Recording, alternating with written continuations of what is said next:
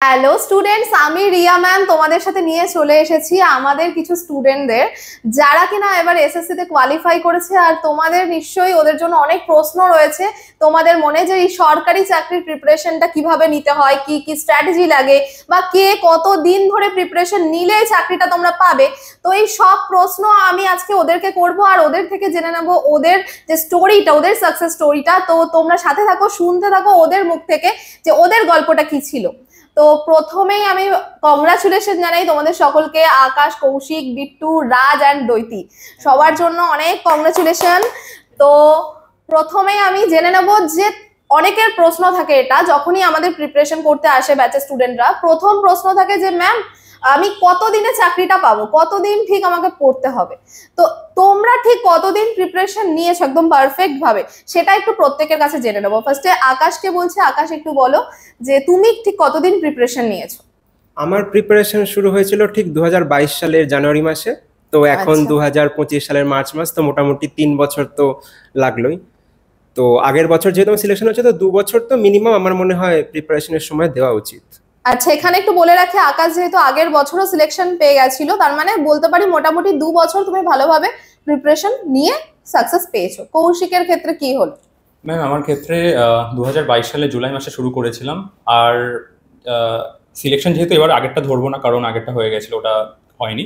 তো এবার যেহেতু হয়েছে, তাই 2.5 বছর থেকে 3 বছরের মধ্যে প্রিপারেশন, মানে 2.5 থেকে 3 বছর। আচ্ছা কৌশিককে আমি আরেকটা প্রশ্ন করতে চাই, যে অনেকেই বলে 1 বছরের মধ্যে কি এই প্রিপারেশন নিয়ে চাকরি পাওয়াটা সম্ভব? সম্ভব, অসম্ভব নয়, কিন্তু আমার মনে হয়েছে প্রিপারেশনের সময় যে যদি কষ্টটা একটু বেশি করা যায়, মানে একটু নিজের পোটেনশিয়ালটা আর একটু বেশি দেওয়া যায়। আমরা অনেক ক্ষেত্রে কি হয় যে কোনো একটা সময় মনে হয় যে না, এখন আর হচ্ছে না, বা একটু আমরা স্লো হয়ে যাচ্ছি। তো সেই ডিমোটিভেট বা ওই পার্টটা যদি না হতে পারি, বা আমরা যদি ফোকাস প্রচন্ড পরিমাণে থাকতে পারি, তাহলে হয়তো সম্ভব ওটার ক্ষেত্রে 1 বছরের মধ্যেও সম্ভব।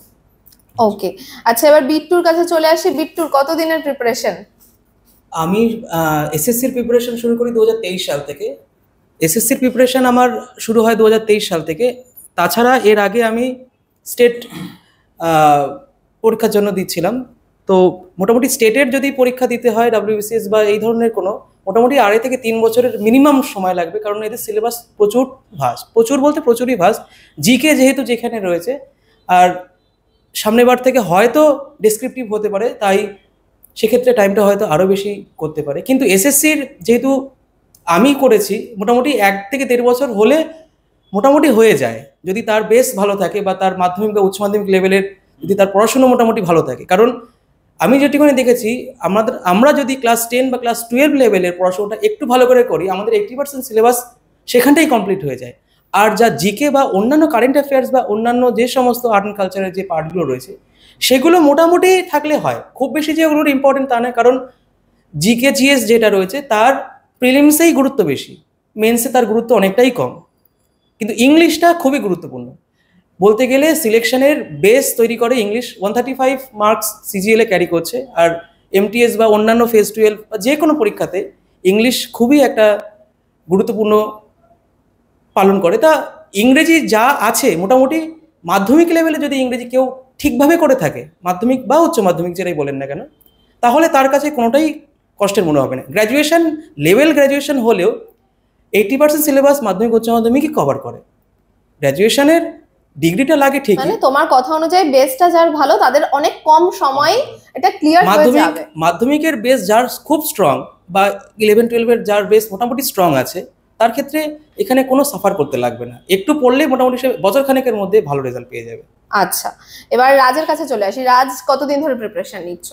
আমি আমার কম্পিটিটিভ লাইনের প্রিপারেশন শুরু করি মূলত 2022 সালের গ্র্যাজুয়েশনের পর থেকে, কাইন্ড অফ আগস্ট সেপ্টেম্বর এরকম। আর 2025 সালে মোটামুটি 3 বছর আমার সময় লেগেছে।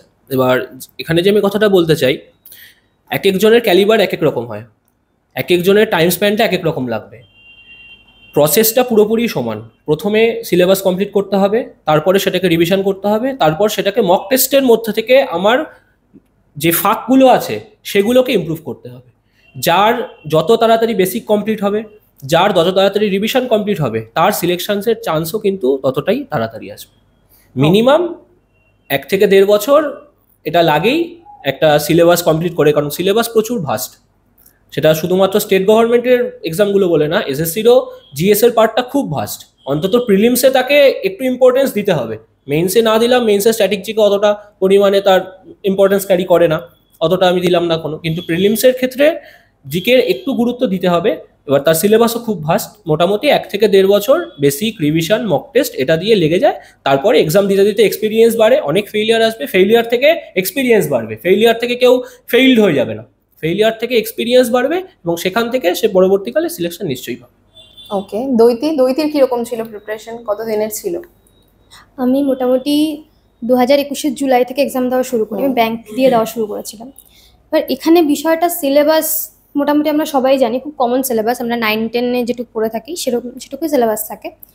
এবার বিষয়টা সিলেবাসের থেকেও বেশি হচ্ছে মাইন্ডসেটের, তুমি কোন মাইন্ডসেটে পরীক্ষা দিতে আসছো, তোমার চাকরিটা কি কারণে দরকার, মানে সবার আলাদা আলাদা কারণ থাকে না, আমাদের নিজস্ব কিছু কারণ থাকে, সেই জন্য আমরা এই চাকরির জন্য আসি, বা কারো স্বপ্ন থাকে, কারো প্রয়োজন থাকে। ব্যাপারটা হচ্ছে মাইন্ডসেট, তোমার কোন মাইন্ডসেট তুমি পরীক্ষা দিতে আসছো, তারপরে হচ্ছে তুমি কিভাবে পড়াশুনো করছো, স্ট্র্যাটেজি। আমার যে ক্ষেত্রে যে স্ট্র্যাটেজি কাজ করবে ওদের ক্ষেত্রে নাও কাজ করতে পারে, বা অন্যের ক্ষেত্রে ওদের ক্ষেত্রে যেটা কাজ করবে আমার ক্ষেত্রে সেটা কাজ নাও করতে পারে। আমার ক্ষেত্রে আমার নিজের স্ট্র্যাটেজি খুঁজে বার করতে আমার অনেকটা সময় লেগে গেছে, সেটা অনেকের লাগে, সবারই লাগবে কম বেশি, একটা নির্দিষ্ট সময় লাগবে। যখন তুমি বুঝতে পারবে যে কিভাবে পড়লে আমার কাজ হচ্ছে, বেসিক ক্লিয়ার থাকুক না থাকুক, যারা যদি বেসিক একটু উইকও থাকে আমি একটু পড়ে নেবো, একটু 6 মাস বেশি পড়ে নিলাম, আমি আমার বেসিকটা ক্লিয়ার করলাম। বাট একবার যদি বুঝতে পারি যে আমাকে কিভাবে পড়তে হবে, আর এক্সাম হল মাইন্ডসেট যদি আমার মধ্যে চলে আসে যে আমি এক্সাম হলে গিয়ে কিভাবে পারফর্ম করবো, আমি প্যানিক না করে কিভাবে এক্সাম দেবো, কারণ বাড়িতে বসে এক্সাম দেওয়া সত্যি বলতে সিলেবাস এমন কিছু নয়, খুব বেসিক কিছু সিলেবাস, ম্যাক্সিমাম কম্পিটিটিভ এক্সামের সিলেবাস খুব অলমোস্ট সেম। তো পরীক্ষার হলে গিয়ে আমি প্যানিক না করে আমি জানা কোশ্চেনে যাতে ভুল না করে আসি, সেই মাইন্ডসেট যদি তোমার থাকে, মোটামুটি তোমার চাকরি তখনই এসে যাবে যখন তুমি এই দিকটা থেকে ক্লিয়ার হয়ে যাবে, কারণ পড়াশোনা তো কমপ্লিট হবে, প্লাস তোমার মাইন্ডসেটও সেরকম হয়ে যাবে যে না আমি এক্সাম হলে গিয়ে আমি পরীক্ষা দিয়ে কমপ্লিট করে আসতে পারবো।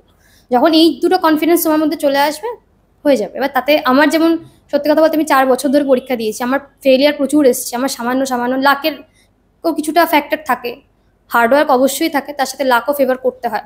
এবার এটাও বিষয় যে তুমি আনলাকি 1 বার 2 বার 3 বার হতে পারো, ঠিক তেমনভাবে যেমনভাবে তুমি আনলাকি 1 বার 2 বার 3 বার হও, তুমি লাকিও তেমনভাবে 1 বার 2 বার 3 বার হতে পারো, তারপর একটা না একটা সময় পরে তোমার ওটা ফিরে আসবে। তো এটাই যতদিন চেষ্টা করছো ততদিন পসিবিলিটিস আছে, হতে পারে। একদম একদম ঠিক বলেছো। আর ওদের 5 জনের থেকে মোটামুটি যা উত্তর পেলাম তাতে নিশ্চয়ই তোমাদের মনের যে প্রশ্ন সেটা নিশ্চয়ই মিটে গেছে, এবং তোমরা বুঝতে পারছো যে তোমাদের উপরেই নির্ভর করছে যে ঠিক কত দিনে তোমরা সাকসেসটা পেতে পারো। আর আরেকটা বিষয় বলবো, এখানে যারা বসে আছে তাদের প্রত্যেকেরই কিন্তু একটা সাবজেক্ট খুব স্ট্রং ছিল, সেটা হচ্ছে ম্যাথ, তাই তো? প্রত্যেকেরই, আমি প্রথম দিন থেকে দেখছি সবাইকে আমি পড়িয়েছি, প্রত্যেকেরই এই সাবজেক্টটা স্ট্রং ছিল। তো অনেকের ধারণা ম্যাথ যদি স্ট্রং না হয় তাহলে কি এসএসসি ক্র্যাক করা যায় না, যদি আমার সেটা মনে হয় না। তোমাদের পার্সোনালি কি মনে হয় যে ম্যাথ যদি স্ট্রং না থাকে তাহলে কি কেউ, ধরো যারা আর্টস ব্যাকগ্রাউন্ড থেকে আসছে, তারা কি এসএসসি ক্র্যাক করতে পারবে না? দ্বৈতের কি মনে হয় নিয়ে? এসএসসিতে এখন যে প্যাটার্নে এক্সাম হয়, সত্যি কথা বলতে 2020 অব্দি যেভাবে পরীক্ষা হতো ম্যাথসের ওয়েটেজ অনেক ছিল, তখন একটু স্ট্যান্ডার্ড লেভেলে অঙ্ক আসতো। আমার সাথে যারা পরীক্ষা দিয়েছে তারাও এটা অ্যাকসেপ্ট করবে যে এখন ম্যাথসের লেভেল অনেকটা কমে গেছে, এখন খুব মডারেট লেভেলের অঙ্ক আসে। তো আর্টস ব্যাকগ্রাউন্ড থেকেও যদি তুমি বিলং করো, তোমার 80% ম্যাথের সিলেবাস তুমি 10 অব্দি পড়ে এসছো। হ্যাঁ, হয়তো তোমাকে একটু ঝালাই করতে হবে, রিভিশন করতে হবে, কিন্তু এসএসসিতে কিন্তু ম্যাথসের কোশ্চেন এমন সেই লেভেলে কিছু কোশ্চেন এখন আর আসে না। তুমি যদি 18, 19, 20 কোশ্চেন দেখো ম্যাথসের মেইনসের, সেই কোশ্চেন এখন আসে না, কারণ এখন কোশ্চেনও 30টা আসে মেইনসে, আর সময়টা অনেকটা কম থাকে। তো সেইভাবে কোশ্চেন তৈরি করতে হয় যাতে যারা পরীক্ষা দিচ্ছে তারা অ্যাটলিস্ট সময়ের মধ্যে কমপ্লিট করতে পারে, সেভাবে এসএসসিও কোশ্চেন তৈরি করে। তো ম্যাথস একেবারে না পারলেও বা যদি একটু কমও হয়, একটু যদি সময় দেওয়া হয়, একটু প্র্যাকটিস করতে হয়। ম্যাথ তো অল অ্যাবাউট প্র্যাকটিস। তুমি কনসেপ্ট বুঝে গেলে তোমার সময় লাগুক 1 মাস, বাট তারপরে তোমাকে প্র্যাকটিস করতে হবে, কারণ না হলে তুমি সব ভুলে যাবে। হ্যাঁ, তো কন্টিনিউ প্র্যাকটিস করলে, সময় দিলে হয়ে যাবে। ম্যাথস এমন কিছু এখন বাধা নয় এসএসসির জন্য। একদম তাই, এখন কিন্তু ম্যাথসের ওয়েটেজ অনেক কমে গেছে। আর আমি বলবো সব আর্টস ব্যাকগ্রাউন্ড হোক, সে সায়েন্স ব্যাকগ্রাউন্ড হোক, কমার্স বা প্লেন পাস নিয়ে পড়েছে, প্রত্যেকেই কিন্তু এটা কোয়ালিফাই করতে পারে যদি একদম হার্ড ওয়ার্ক, স্মার্ট ওয়ার্ক এই দুটো একসাথে করে যেতে পারো। এবার একটু আমি বিট্টুর কাছে চলে যাব। বিট্টুকে আমি জিজ্ঞাসা করবো যে বিট্টু ফার্স্টে স্টেট গভর্নমেন্টের যে এক্সামগুলোর জন্য প্রিপারেশন নিচ্ছিল, মানে ডাব্লিউবিসিএস, ক্লার্কশিপ, মিসলেনিয়াস, এবং সেখান থেকে সুইচ হয়ে এসএসসি তে আজকে চাকরি নিয়ে বসে আছে, তাহলে এই জার্নিটা কি ছিল এই গল্পটা? আমি যখন প্রথম চাকরির মার্কেটে আসি তখন টার্গেট ছিল আমার WBCS, কারণ আমার এক দাদা ছিলেন, তো উনি বলেছিলেন যে রাজ্য সরকারের মধ্যে সব থেকে বড় লেভেলের চাকরি হচ্ছে WBCS, এবং মোটামুটি আমার টার্গেট ছিল যে WBCS করবো। আমি তার জন্য মোটামুটি 2 বছর ওর পিছনে দিই, তার সিলেবাসই কমপ্লিট করতে আমার 2 বছর লেগে যায়। তো সবার প্রথম আমি দিই হচ্ছে 20 সালে WBCS সবার প্রথম দিই, 20 কি 21 হবে হয়তো। তা সেই বছর হয়নি, পরপর 3বার ফেলিওর হয়েছিল, পরপর 3বার ফেলিওর পরে গত বছর লাস্ট আমি WBCS ক্র্যাক করতে পারি। এবার রাজ্য সরকারের ক্ষেত্রে সব থেকে বড় সমস্যা হলো আমাদের সরকারি হলো সব থেকে বড় প্রতিবন্ধকতা এই রাজ্য সরকারের ক্ষেত্রে, কারণ এর প্রসেস যদি সেন্ট্রাল গভর্নমেন্টের মতো অতটাই ফ্লুয়েন্ট এবং অতটাই ফাস্ট ফরওয়ার্ডিং হতো, তাহলে বহু স্টুডেন্ট আছে যারা ব্যর্থ হয়ে তারপরে কি SSCর দিকে মুভ করে। কারণ আমার হচ্ছে আর্টস ব্যাকগ্রাউন্ড, এবং আমার বলতে গেলে সত্যি কথা ম্যাথ সব থেকে বড় উইক পয়েন্ট। আমার সব থেকে স্ট্রং পয়েন্ট হচ্ছে ইংলিশ। আমি ইংলিশে খুব ভালো পারি, 135-এর মধ্যে আমি 130 নাম্বার পেয়েছি এবছর CGL-এ, কিন্তু আমার ম্যাথে বড্ড বেশি খারাপ, 55 কি 52 বড় জোর হবে আমার। রিজনিং ভালো, রিজনিংটা আমি শিখেছি। স্টেট গভর্নমেন্টের ক্ষেত্রে অত কঠিন ম্যাথ আসে না, কেউ যদি SSCর ম্যাথ করে তার কাছে রাজ্য সরকারের যে ম্যাথ জল ভাত মনে হবে, একদমই জল ভাত মনে হবে, তার কাছে সেটা কোনো ব্যাপারই না। কিন্তু হ্যাঁ, আমি সবসময় এটাই ফিল করেছি যার মাধ্যমিক এবং উচ্চ মাধ্যমিকের বেস খুব স্ট্রং, তার কাছে জিনিসটা অনেকটাই সোজা। আর যেটুখানি আছে সেটুখানি তো নিজের ডেডিকেশন দিতেই হবে। খুব সব তো আর ওর মধ্যেই সীমাবদ্ধ নয়, কিছু তার বাইরেও থাকে, কিছু তার মধ্যেও থাকে। আচ্ছা, তাহলে বিট্টুর থেকে তো জেনে নিলাম কিভাবে ও SSC তে মুভ করলো। এবার রাজের কাছে চলে আসবো। রাজ, তুমি CGL কতবার দিচ্ছ? 2025 সালে CGL মিলিয়ে আমি পরপর 3 বছর CGL দিয়েছি। 3 বছর দিলে। প্রিলিমস ক্র্যাক করেছো কত বছর? 3 বছরে আমি প্রিলিমস পাস করেছি। মেন্স ক্র্যাক করলে কত বছর? মেইনস ক্র্যাক করলাম এই প্রথমবার। আচ্ছা, এইখানেই আমার প্রশ্নটা, যে অনেকে দেখা যাচ্ছে প্রিলিমস তো ক্র্যাক করে যাচ্ছে কিন্তু মেন্সে গিয়ে আটকে যাচ্ছে, তো মেন্সে কি এমন একটা অভাব থেকে যায় যার জন্য মেন্সটা কোয়ালিফাই করা যাচ্ছে না বা সময় লেগে যাচ্ছে? বর্তমান দিনে CGL এর যা বা SSCর এক্সামগুলো যে স্ট্রাকচার হয়ে গেছে, প্রিলিমসটা তো কোয়ালিফাইং ইন নেচার হয়ে গেছে। মেন যে সিলেকশনের চান্সটা আমরা সবাই জানি যে সেটা মেন্সের উপরে ডিপেন্ড করে। তো সব থেকে ইম্পর্টেন্ট একটা জিনিস আছে যে কিছু কিছু সিলেবাসের মধ্যে জিনিসগুলো মেইনসের মধ্যে সেটা বেড়ে যাচ্ছে। প্রত্যেকটা সাবজেক্টেই কিছু কিছু জিনিস সেটাকে বেশি করে কভার করতে হচ্ছে, বিশেষ করে 2টো সাবজেক্টের কথা, সেটা হচ্ছে ম্যাথ আর রিজনিং। কিছু কিছু জিনিস বেড়ে যাচ্ছে, এবার সেগুলোকে সবার প্রথমে কভার করতে হবে, ভালো করে কভার করতে হবে। কারণ একটা কোশ্চেন আমি পারলাম না, আমার পাশের জন যদি পেরে যায় তার মধ্যেই 1000 জন ঢুকে যাচ্ছে। এটা খুব একটা বড় জিনিস যে প্রত্যেকটা জিনিসকে মেইনসের যেই সিলেবাস, প্রিলিমসে অনেক কিছু আছে যে আমি সিলেবাস কমপ্লিট না করেও প্রিলিমস ক্লিয়ার করতে পারবো। 2022 সালে ভ্যাকেন্সি বেশি থাকার জন্য, আমি নিজেই বলছি ভ্যাকেন্সি বেশি থাকার জন্য আমি কিছুই না, তখন ব্যাচ 9 আগস্ট কি সেপ্টেম্বর মাসে শুরু হয়েছিল, ডিসেম্বরের 9 তারিখে আমার CGL প্রিলিমস ছিল, আমি সেই প্রিলিমসও ক্লিয়ার করেছি। কারণ অনেক একটু বেসিক থাকলে পরে সেটা করা যায় প্রিলিমসটা, কিন্তু মেইনসের ক্ষেত্রে প্রত্যেকটা যে সিলেবাসের জিনিসগুলো আছে সেটাকে আমাকে প্রথমে কমপ্লিট করতে হবে। আর তার উপর হচ্ছে মাইন্ডসেট। এটা প্রিলিমস যদি একটা নদী থাকে তাহলে মেইনস হচ্ছে সমুদ্র, সেটাতে নামার, সেটাতে সার্ফিং করার টেকনিকটাও আলাদা জানতে হবে প্রত্যেকটা ক্ষেত্রে। কিভাবে আমি ম্যাথে 30টা কোশ্চেন, রিজনিংয়ে 30টা কোশ্চেনকে ওই 1 ঘন্টার মধ্যে ট্যাকেল করবো, এটা খুব বড় ব্যাপার। ইংলিশ সেকশন 2 এর জন্য আনলিমিটেড সময় পাওয়া যাবে। ফার্স্ট সেকশনের সব থেকে বড় হচ্ছে টাইম ম্যানেজমেন্ট। টাইম ম্যানেজমেন্ট যে করতে পারবে আর মাইন্ডসেট যে ঠিক রাখতে পারবে, এক্সাম হলে প্রেশার যে ঠিকঠাক সহ্য করতে পারবে, তার কাছে মেইনসটা খুব একটা বড় জিনিস হবে না। হয়তো 2022 সাল এবং 2023 সাল এখানেই আমার ফাঁক ছিল, যার জন্য আমার 2022 সালে এবং 23 সালের CGL কোনোটাই হয়নি। আচ্ছা, তাহলে আমরা তো রাজের থেকেও শুনলাম, এবার চলে যাব, অনেকক্ষণ আকাশের সাথে কথা হয়নি, আকাশের কাছে একটু চলে যাই। আকাশ আগের বছর চাকরি পেয়েছিল কিন্তু তারপরেও চাকরিতে জয়েন করলো না, কেন আকাশ চাকরিতে জয়েন করলে না? একটা চাকরির জন্য যেখানে সবাই হা হয়ে থাকে সেখানে তুমি চাকরি পেয়েও জয়েন করলে না, এটার কারণ কি ছিল? কারণ না সেরকম কিছুই নয়, আসলে আমার যে পোস্টে আর কি যাওয়ার কথা ছিল, আমি যে পোস্টে আমি সিলেক্টেড হই সেই পোস্টে আমার ঠিক যাওয়ার ইচ্ছে ছিল না। সেই কারণেই ভাবলাম যে পরের বছর আমি যদি আরেকটু ভালোভাবে পরিশ্রম করে পরীক্ষা দিই তাহলে হয়তো এর থেকে আমার যে ইচ্ছে মতো যে পোস্ট আছে সেটা আমি হয়তো চাকরি পেতে পারি। এখন সারা জীবনের ব্যাপার, সুতরাং আমি যদি 1 বছর পরিশ্রম করে আবার পরের বছর খেটে নিজের ইচ্ছে মতো জায়গায় আমি যেতে পারি, তাহলে সেটাই কি আমার পক্ষে ভালো হবে না? তো সেই কারণেই আর কি। একদম তাই। দ্বৈতী কিছুক্ষণ আগে একটা কথা বলেছিল যে কারোর কাছে এটা হচ্ছে প্রয়োজন, কারোর কাছে স্বপ্ন। তো আকাশ নিজের স্বপ্নের পথে চলেছে, তাই জন্য আরো 1 বছর ভালোভাবে প্রিপারেশন নিয়েছে এবং ও যেটা পেতে চেয়েছিল সেটা পেয়েছে। আচ্ছা, এবার আমি তোমাদের সাথে আরেকটু ডিসকাস করবো। সফলতার গল্প বা সাকসেস স্টোরি তো সবাই শুনতে চায়, আমরাও তোমাদেরকে সেই জন্যই রেখেছি। এবার এই সাকসেসের আগে অনেকগুলো ব্যর্থতা থাকে, অনেকগুলো ব্যর্থতা তোমরা পেরিয়ে এসেছো। তো সেই ব্যর্থতার গল্পটা আজকে আমি শুনতে চাই। যে কোনো একটা ব্যর্থতার গল্প বা যে কোনো একটা পয়েন্ট যেখানে তোমার সব থেকে লো মনে হয়েছিল নিজেকে, যার পরে তুমি আবার ঘুরে দাঁড়িয়েছো। দ্বৈতীর থেকে শুনবো, দ্বৈতীর সেই মোমেন্ট কোনটা ছিল যার পর থেকে আবার ঘুরে দাঁড়াতে হয়েছে? সত্যি বলতে এরকম প্রচুর ছিল এই লাস্ট 4 বছরে যে আমি প্রিপারেশন করছি। আমি 2021-এ MTS পাস করেছিলাম, আমার 0.3 জন্য সিলেকশন হয়নি, বাট তখন ভেবেছিলাম ঠিক আছে হয়ে যাবে। সবচেয়ে খারাপ লাগে আমি EPF4 SSC একটা এক্সাম দিয়েছিলাম।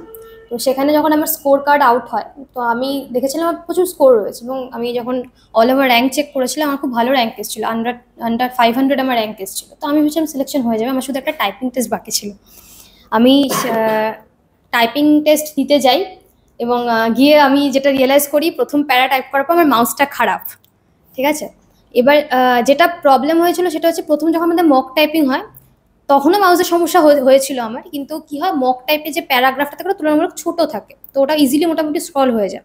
কিন্তু যখন আমি আসল প্যাসেজ টাইপ করছি, আমি দেখছি আমার স্ক্রল বার কাজ করছে না। তো অবভিয়াসলি মক টাইপের সময় যখন ওরা তুমি বলোনি তোরা চেঞ্জ করে দেবে না, তা আমি ওখানে বসে দেখতে পেয়েছি যে আমার হবে না ওখানে কিছু। আমি তাও চেষ্টা করেছি যেটুকু করে আসতে পেরেছি, এবং পরীক্ষা যখন বাড়ি ফিরি তখন আমি জানি আমার সিলেকশন হবে না ওখানে।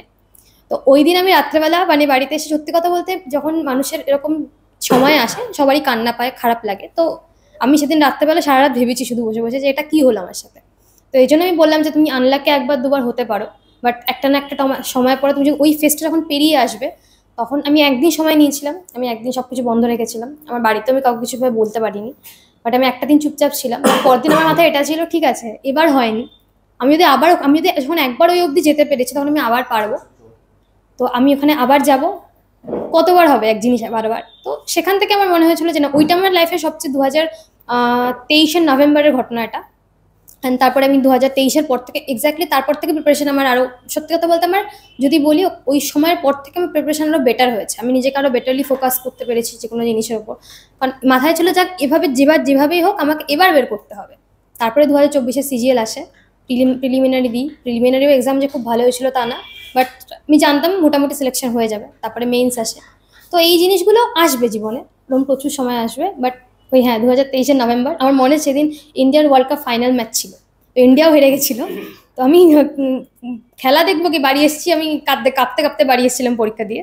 তো হ্যাঁ, ওরকম একটা পয়েন্ট আসে, তারপরে আস্তে আস্তে হয়ে যায়, যদি একটু নিজেকে ওই সময় সামলানো যায় তারপর হয়ে যায়, চেষ্টা করলে হয়, সবারই হয়। একদম তাই। এবার চলে যাব রাজের কাছে। রাজের এরকম ঘুরে দাঁড়ানোর স্টোরিটা কি? কোন পয়েন্টটায় মনে হয়েছিল একদম ব্যর্থ, কি করব এবার? যেহেতু আমি শুধুমাত্র ইংলিশ অনার্স নিয়ে জেনারেলে একটা গ্র্যাজুয়েশন পাস করি, আমার কাছে এটা ছাড়া কোনো কিছু অপশান ছিল না। আমাকে কম্পিটিটিভ লাইনেই কিছু একটা করতে হবে, আমার কাছে এটা নেসেসিটি ছিল। 2023 সালে আমার প্রিপারেশন 90% প্রিপারেশন ছিল। 2023 সালে মেইনসে যখন আমি ফেল করি, সেই দিনটা খুব খারাপ লেগেছিল, কারণ সেই সময় বাড়িতে একটা খুব বড় একটা মেডিকেল এমার্জেন্সি ছিল। এবার সেই পজিশনে আমার মনে হয়েছিল, পরপর 2 বছর পরীক্ষা দিলাম, প্রিলিমস পাস করলাম, মেইনসের এত কাছে গিয়েও 2022 সালে যদি অনেকটা দূরে ছিলাম, 2023 সালে মেইনসের এত কাছে গিয়েও, কাট অফের এত কাছে গিয়েও আমি পারলাম না। হয়তো প্রতি বছরই এরকম হবে, কিন্তু ধীরে ধীরে 2023 সালের সেই পরীক্ষাটার পরে সেই মেডিকেল এমার্জেন্সিটাও কিছুটা সরে যায় এবং অনেক চাপটাই কিছুটা সরে যায়। এবং তারপরে 2024-এর প্রিপারেশন আবার শুরু করি। প্রিপারেশন বলতে আবার নতুন করে একটু ঘষা মাজা করতে হবে, সেই জিনিসটাই বেসিক আগে থেকেই ক্লিয়ার ছিল। এবং 2024-এ তারপরে এই ফাইনালি সিলেক্টেড। বাহ। এবার বিট্টুর কাছে চলে যাব। বিট্টু, বলো তোমার স্টোরিটা কি? আমার ঘুরে দাঁড়ানোর কথা বলতে গেলে ম্যাম, যে ক্লার্কশিপ আছে, আর আমার সবথেকে বেশি ফেভারিট যেটা ছিল, মানে আমার একজন দাদা ছিলেন, তো উনি এখন CID-তে রয়েছেন, কলকাতা পুলিশে চাকরি পান 2011 সালে। তো উনি ছিলেন আমার সবথেকে বড় ইন্সপিরেশন, এবং আমার ছোট থেকেই ইচ্ছা ছিল পুলিশ সার্ভিসে যাওয়ার। আমি প্রথম যখন যে পরীক্ষা পাশ করি সেটা হচ্ছে এক্সাইজ কনস্টেবল। তো আমার তো খুব ইচ্ছা, মোটামুটি 1 বছর আমি পুরো ট্রেনিং নিই কীভাবে কী করব কি না করব, কিন্তু যখন ফিল্ড টেস্টে যাই তখন আনফিট আমাকে ঘোষণা করে দেওয়া হয়। সেটা আমার কাছে খুবই প্যাথেটিক ছিল, খুবই প্যাথেটিক বলতে খুবই প্যাথেটিক। আর ঠিক তার পরপরই ক্লার্কশিপ মেন্সেরও রেজাল্ট বেরোয়, ক্লার্কশিপ প্রিলিমস পাস করি, মেন্সেরও রেজাল্ট বেরোয়, এবং কয়েকটা নাম্বারের জন্য সেটাও আমার নষ্ট হয়ে যায়। ওই 22 সালে বা 21 সাল এক্স্যাক্টলি আমার মনে নেই, ওই সময়টা ছিল আমার খুবই ডিপ্রেসিং, খুবই ডিপ্রেসিং বলতে তারপরে আমি আইবিটিতে জয়েন করি তার পরপরই। তো আমি তো এখানে এসেছিলাম একদম পুরো একদম হেরে যাওয়া সোলজারের মতো কোথায় যাব কোথায় যাব। তারপরে আস্তে আস্তে আমারই একজন বন্ধু ছিল, তো সে আমাকে সাজেস্ট করলো যে ঠিক আছে, রাজ্য সরকারের এই অবস্থা, তুমি একবার সেন্ট্রালে ট্রাই করেই দেখো না, জাস্ট টেক এ ট্রাই। তো ওই দেখতে দেখতেই হয়ে গেল। 23 সালেই সবার প্রথম আমি শুরু করি এসএসসির লাইনে। প্রিপারেশন আমার আগের থেকে কম বেশি ছিল, আমার খুব বেশি অসুবিধা হয়নি এক্ষেত্রে তাল মিলিয়ে চলতে।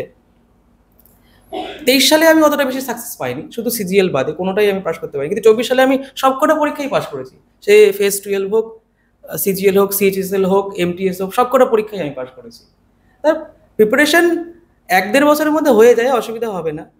আর ওই যে একবার ওখান থেকে ঘুরে এলাম, আর আমি স্টেটের পরীক্ষার দিকে খুব বেশি নজর দিইনি, এদিক দিয়েই চলে যাবে, অসুবিধা হবে না। আচ্ছা, এবার কৌশিকের কাছে চলে আসি। কৌশিকের এই স্টোরিটা কি ছিল? 2022-এ যখন সিজিএল ফার্স্ট দিলাম, তো তখন সেক্ষেত্রে হয়েছিল কি, প্রিপারেশন নিচ্ছিলাম, জুলাই থেকে প্রিপারেশন নেওয়া শুরু করি, আর পরীক্ষার নোটিফিকেশান এসেছিল, আমার এখনো মনে আছে যতদূর যদি ভুল না হয় 17 সেপ্টেম্বর নোটিফিকেশান এসেছিল 2022-এ। তো সব থেকে খারাপ লাগা যে নোটিফিকেশানে আমার খারাপ লেগেছিল সেটা হচ্ছে, তখন একটা প্যাটার্নে চলছিল সিলেবাস যে মেইনসে ম্যাথ আর ইংলিশ চলবে। তো আমি ম্যাথ আর ইংলিশটা এত ভালোভাবে রেডি করেছিলাম, মানে কোনো খামতি রাখিনি। এমনকি এমনও মনে আছে আমি ইউটিউবে একটা 8 ঘন্টার ক্লাস করেছিলাম, সেটাও টানা। তখন আমি 1.5x বা 2x করে আমি পুরো কমপ্লিট করেছিলাম, মানে এতটা ডেডিকেশন দিয়ে আমি প্রত্যেকটা টপিক ভাবে কমপ্লিট করেছিলাম। ম্যাথটার বেসটা আমি ওইভাবে রেডি করেছিলাম, কিন্তু যখন নোটিফিকেশনটা আসে তখন সত্যি প্রচণ্ড খারাপ লেগেছিল যে এর মধ্যে জিকেটা ইনক্লুড হয়ে গেছে, যেটা আমার বেসটা প্রচণ্ড খারাপ। আর তখনই মন থেকে অনেকটা খারাপ লেগেছিল। আর যখন প্রিলিটা কোয়ালিফাই হয়ে গেছিলো, কিন্তু আমি জানতাম মেইনসে আমি আটকাবই, কারণ মেইনসে এত বড় একটা পোর্শন কভার করছে জিকে। তো সেক্ষেত্রে দিয়েছিলাম পরীক্ষা, কিন্তু কোনো কারণে বা রিজনিংও আমার খুব উইক ছিল ওই সময়টা, সেই কারণে হয়নি। তখন ওইটা মাথায় রেখেই পরের সিজিএলটার জন্য, যেহেতু খুব কাছাকাছি ছিল, মানে 2-2.5 মাসের মধ্যে পরের সিজিএলটা এসেছিল, ওই জন্য সেভাবে আর প্রিপারেশনও নিতে পারিনি পরেরটার জন্য, ওটার প্রিলিও কোয়ালিফাই করিনি সেটার জন্য। তো কিন্তু তখন জুলাইতে প্রিলি হলো, আর পরের বছর এবার হলো হচ্ছে সেপ্টেম্বরে। তো অনেকটা টাইম পেয়েছিলাম, তো আমি ভেবেছিলাম এই একটা বছর যে আমি টাইম পেয়েছিলাম পুরোপুরি ইউটিলাইজ করবো। তখন আমি আইবিটিতে এসেছিলাম, আর খুব ভালো করে আমি সেই জায়গাগুলো কভার করেছি যেগুলোতে আমার প্রবলেম ছিল। আমি যেটা সব থেকে বেশি করেছিলাম, প্রিভিয়াস ইয়ারকে প্রচণ্ড করেছিলাম। আর ম্যাম আপনিও জানেন যে আমার অঙ্ক মুখস্থ হয়ে গেছিলো, এরকম হয়ে গেছিলো যে প্রত্যেকটা প্যাটার্ন মুখস্থ হয়ে গেছিলো, যে আমি এসএসসির অঙ্ক দেখলে সেগুলো আমি এমনি করে দেবো, এইভাবে লেভেলে তৈরি করে ফেলেছিলাম।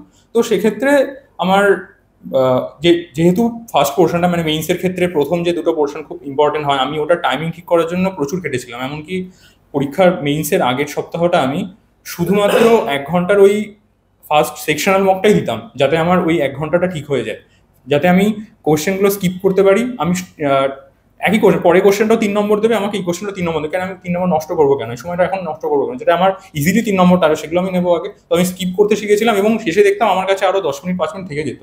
তখন ওই যে প্রশ্নগুলো পারিনি তখন ইজিলি হয়ে যেত, তখন সেই জিনিসগুলো মনেও এসে যেত। তো ওই জিনিসটা আমাকে খুব হেল্প করেছে। আর আমি জানতাম যেহেতু যে পরেরটার জন্য আমি এনাফ টাইম দিতে পারবো, খুব ভেবে চিন্তে আমি ওই জিনিসটা কমপ্লিট করেছিলাম। বাহ। আচ্ছা, আকাশের কি এরকম কোনো স্টোরি আছে? আকাশকে আমি যতটা জানি, আকাশ প্রথম থেকে খুব পরিপাটি ভাবে পড়াশোনাটা করেছে। মানে এক থালা ভাত 10 রকম তরকারি দিয়ে পরিপাটি করে খাওয়া যেরকম বোঝায় একটার পর একটা, আকাশের প্রিপারেশনটাও ঠিক সেরকমই ছিল। মানে আমি ম্যাম বেসিক থেকে শুরু করব, আমার আলাদা খাতায় আমার পরপর নোট সাজানো থাকবে, তারপরে আমি মক টেস্ট দিলাম, অ্যানালিসিস করলাম, এটা পারলাম না খাতায় লিখে ফেললাম। আকাশের প্রিপারেশনটা এরকমই ছিল, তাই তো? হ্যাঁ, তাই। প্রথমে আমি যে এখানে 8 থেকে 9 মাস মতো আর কি বেসিকের ক্লাস হয়, সেখানে যে টপিকগুলো আর কি এক পাতা মানে এক একটা ক্লাসে 1 থেকে 1.5 মাইকটা পাতা একটু মতো, কাছে। এক একটা ক্লাসে 1 থেকে 1.5 পাতা মতো পড়ানো হয়, জাস্ট ইম্পর্টেন্ট পয়েন্টগুলো, লাইক ম্যাথসে কোনো একটা জায়গায় জাস্ট ফর্মুলাগুলো, বা ইংলিশে যে জাস্ট ইনস্ট্রাকশনগুলো, লাইক সাবজেক্ট ভার্ব এগ্রিমেন্টের যে মেন বিষয়গুলো। তো এরকম করে বেসিকের একটা করে সাবজেক্টের খাতা, আর তারপর মক টেস্টের এক একটা করে মক টেস্ট দেওয়ার পর যে জায়গাগুলো আটকে যাচ্ছে সেইগুলো আর কি কোয়েশ্চেনের একটা খাতা। এবার বেসিক আর এই কোয়েশ্চেন এইগুলো মিলে রিভাইজ করলে আমার মনে হয় না পরীক্ষার আগে সেরকম কোনো অসুবিধা হবে। আচ্ছা, আকাশের থেকে তো তোমরা মোটামুটি একটা অ্যাডভাইস পেয়ে গেলে, স্ট্র্যাটেজি পেয়ে গেলে যে কিভাবে কি এগোতে হবে। এবার এক এক করে বাকিদের থেকেও আমি জিজ্ঞাসা করবো, একদম আমরা শেষের দিকে চলে এসেছি। 2-3টে বাক্যের মধ্যে তোমরা একটুখানি আমাদের বলে দাও যে এখন যারা এই ভিডিওটা দেখছে, তোমাদেরকে দেখছে, তারা যারা সরকারি চাকরি একটা পাওয়ার স্বপ্ন দেখে, এসএসসি ক্র্যাক করার স্বপ্ন দেখে, কেউ হয়তো শুরু করেছে, শুরুর দিনে আছে, কেউ হয়তো প্রিলিমস বারবার ক্র্যাক করে মেন্সে গিয়ে আটকে যাচ্ছে, বিভিন্ন স্টেজে রয়েছে এই প্রিপারেশনে, তাদের জন্য তোমাদের অ্যাডভাইস কি হবে, যে স্ট্র্যাটেজি কি হওয়া উচিত আজকের দিনে তোমাদের জায়গায় দাঁড়িয়ে থাকার জন্য, কি স্ট্র্যাটেজি থাকা উচিত? কৌশিক বলো। স্ট্র্যাটেজি আমি যেটা ফলো করতাম সেটা হচ্ছে মক টেস্ট দেওয়ার পর আমি আগে দেখতাম আমার কোন কোন জায়গায় প্রবলেম হচ্ছে। আমার যে জায়গাগুলো প্রবলেম হতো, যেহেতু টেক্সট বুকের মক বেশি দিতাম, তো ওরা খুব সুন্দর করে অ্যানালাইসিস করে দিত যে এই টপিকে তোমার সমস্যা হচ্ছে বা তুমি এই টপিকের বেশি কোশ্চেন ছেড়েছো বা ভুল হচ্ছে, তখন সেই টপিকগুলোর উপর বেশি করে জোর দিতাম। আর সেইগুলো আমি আমার প্রিভিয়াস ইয়ার যেগুলো থেকে মানে প্রশ্ন আছে সেগুলো সলভ করে ফেলতাম। মানে যতগুলো প্রশ্ন থাকতো সেগুলো আমি প্রত্যেকটা সলভ করতাম, কঠিন সহজ। আর যে একটা ভালো জিনিস ছিল কি, যে এক ধরনের কোশ্চেন ওখানে বেশি থাকতো, তো আমার এরকম একটা ফ্লোতে এসে গেছিল যে ওই একই ধরনের প্রশ্ন প্রথমবার আমি একটু লেন্দি হচ্ছে, পরের বার অতটা লেন্দি হচ্ছে না, আমি বুঝতে পারছি একই কোশ্চেন যখন আসছে ওটাকে আমি আরো শর্টে করতে পারি, তো ওই জিনিসটাকে আমি আরো শর্টে আনতাম। এটা শুধু অঙ্কের ক্ষেত্রে না, এটা রিজনিং এর ক্ষেত্রেও ভাবনা চিন্তাটা ওই দিকে থাকলো সেদিকেই এটা হবে।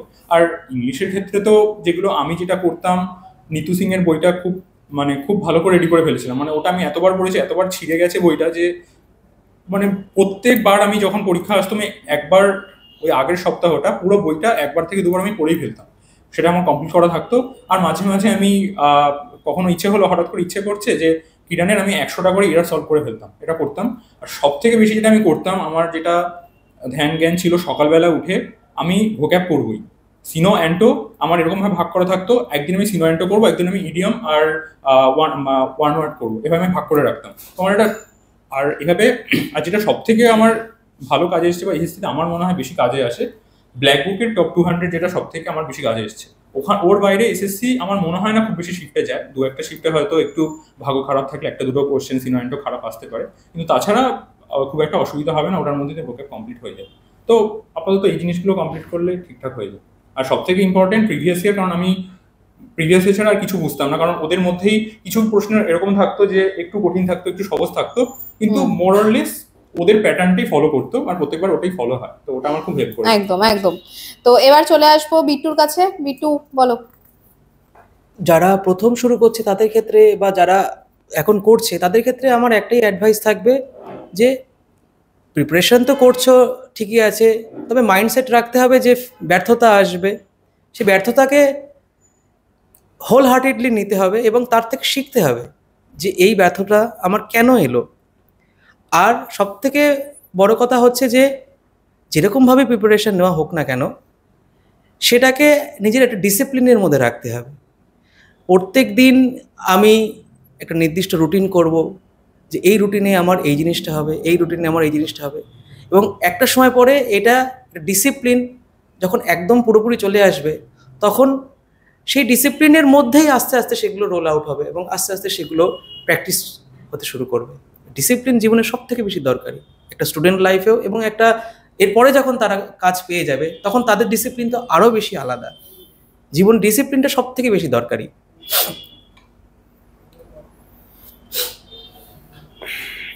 প্রিপারেশনের সব থেকে ইম্পর্টেন্ট হচ্ছে 3টে জিনিস। একটা হচ্ছে বেসিক কমপ্লিট করতে হবে, রিভিশন করতে হবে, মক টেস্ট দিতে হবে। এই 3টে করলে পরেই মোটামুটি সমস্ত কিছু কমপ্লিট হবে। স্যার ম্যামেরা যেখান থেকেই কেউ বেসিক কমপ্লিট করুক, কোর্স যেখান থেকেই কেউ কমপ্লিট করুক, স্যার ম্যামেরা পড়িয়ে দেবে, তারা শুধু গাইডেন্সটুকু দেবে। সব থেকে ইম্পর্টেন্স হচ্ছে সেলফ স্টাডি।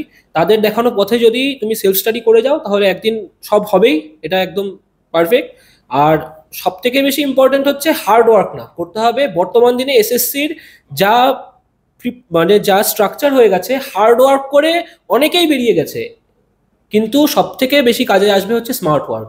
তারা লাস্ট 5 বছরে কোন কোন জিনিসের উপর ফোকাস করেছে, পিওয়াইকিউ যেটা প্রিভিয়াস ইয়ার কোশ্চেন, যেটা সব থেকে বেশি তার ওয়েট ক্যারি করে হচ্ছে প্রিভিয়াস ইয়ার কোশ্চেন। এটুকু ফলো করলে পরেই হবে, আর বাদ বাকি নিজের উপরেই সমস্ত কিছু, নিজের মাইন্ডসেটটাও ক্লিয়ার রাখতে হবে, তাহলেই হবে। একদম। দ্বৈতি বলো। যেটা খুব মানে খুব দরকারি জিনিস হচ্ছে সেটা হচ্ছে গিয়ে একটা, হ্যাঁ সিলেবাস কমপ্লিট করতে হবে, এটা তো খুব জিনিস। আর প্রত্যেক দিন একটা নির্দিষ্ট মানে অ্যাটলিস্ট আমার মাথায় ডিসাইডেড থাকতে হবে যে আজকে আমি এই টপিকগুলো পড়বো। ভোকাব আমার খুব উইক ছিল এবং এখনও যে খুব স্ট্রং সেটা আমি বলবো না, বাট একটা জিনিস আমি দেখেছিলাম, ভোকাব আমার যেহেতু স্ট্রং নয়, আমি খুব বেশি মনে রাখতে পারি না ওয়ার্ড, আমি যতই পড়ি, দিনে আমি রোজ মানে রেগুলার রিভিশন করতাম, স্টিল আমার মনে থাকতো না। তো আমি যেটা করেছিলাম সেটা হচ্ছে আমি শুধুমাত্র প্রিভিয়াস ইয়ার ভোকাব পড়েছিলাম, আমি আর কোনো ভোকাব পড়িনি। যদি প্রিভিয়াস ইয়ারেও যাওয়া হয় এসএসসির ক্ষেত্রে, হার্ডলি মানে 700 থেকে 800টা সিনো অ্যান্টো পড়তে হয়, 700 থেকে 800টা ইডিএমস পড়তে হয়। ওইটুকু মনে রাখা আমার মনে হয় না খুব বেশি ডিফিকাল্ট। তুমি যদি 1-1.5 বছর ধরে কন্টিনিউ প্রিপারেশন করে থাকো, ঠোঁটের আগায় চলে আসে কটা জিনিস। তো এই কটা জিনিস করতে হবে। একটা হচ্ছে গিয়ে প্র্যাকটিস, মক টেস্টে কোথায় কি ভুল হলো সেগুলো দেখা, যেখান থেকে প্রিপারেশন করো, যেই টিচারের কাছ থেকেই পড়ো, যে কোনো একটা সোর্স ইউজ করো, সবাই ভালো খারাপ কেউ পড়ায় না, কেউ তোমার ক্ষতি করার জন্য নেই, সবাই তোমাকে প্রিপারেশনে এগিয়ে দেওয়ার জন্যই আছে। তোমাকে নিজেকে সেই জিনিসটা নিয়ে পড়ে থাকতে হবে, তোমাকে পড়তে হবে। আর আরেকটা জিনিস সেটা হচ্ছে হ্যাঁ মাইন্ডসেট, তোমার মাথায় রাখতে হবে যে আমি পরীক্ষা দিচ্ছি, আমার এটাতেই হবে না। পরীক্ষা এভাবে দাও যেটা আমি লাস্ট অ্যাটেম্পটের জন্য হয় আমার, কিন্তু এটাতে যদি না হয় তার মানে এই না যে আমার সব শেষ হয়ে গেল, কারণ ফেলিয়ার আসেই সবার জীবনে। তো ফেলিয়ার থেকেই তোমাকে সেখান থেকে আবার ঘুরে দাঁড়াতে হবে। আর হ্যাঁ চেষ্টা করলে যদি সঠিক ওয়েতে নিজের মানে এনার্জিগুলোকে দেওয়া যায়, চ্যানেলাইজ করা যায়, তাহলে সিলেকশন আসে। শুধুমাত্র এটাই। আর সবাইকে অনেক ধন্যবাদ যে সবাই তোমাদের যে জার্নিটা ছিল সেটা শেয়ার করলে, আর তার সাথে বলে দিলে যে কিভাবে এখন স্টুডেন্টরা পড়াশোনা করতে পারে বা প্রিপারেশন নিতে পারে যাতে ওরা সাকসেস পায়। একদম প্রত্যেকেই একদম সঠিক পয়েন্টগুলো বলেছো, আর এটাও আমি একদমই মানি।